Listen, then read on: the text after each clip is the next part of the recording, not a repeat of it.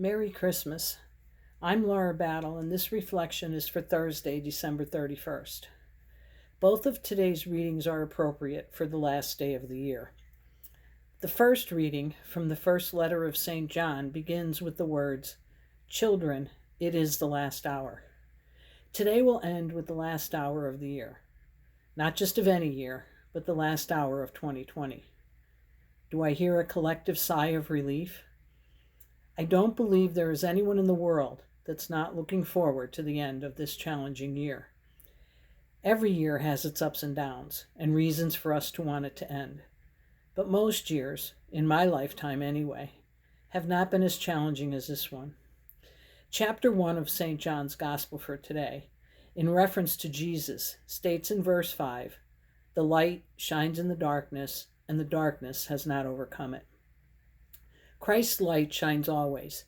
Even in the darkest times of this year, He was with us, and all the darkness that we experienced was not able to put out His light.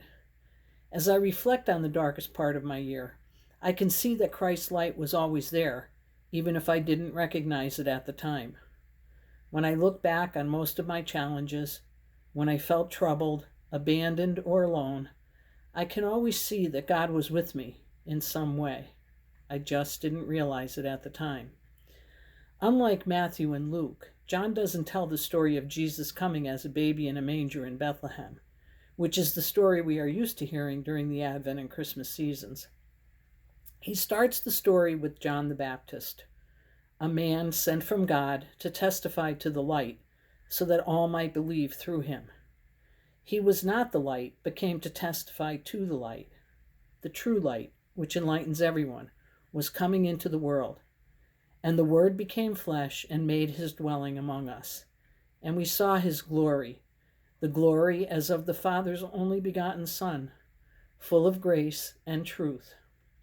What is really incredible about this is that God became one of us. He didn't come as a king, as someone to rule over us. He didn't come with great fanfare. He came humbly, as a child born to poor parents in the worst of circumstances. He didn't live in a castle. He lived in a modest home and worked in a trade.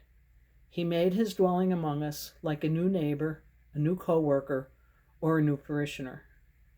If we allow Him to, He also makes His dwelling in us. We have to watch for Him, listen for Him, and open our hearts to Him. We need to listen for His knock, and we need to invite Him in. As we pray in the prayer of spiritual communion, we need to embrace Him and unite ourselves wholly to Him. Christ's light is always present. It shines in the darkness. You just need to look for it. He is always there with us. He will be with us in 2021 and beyond. He will be with us always. We just have to look for Him.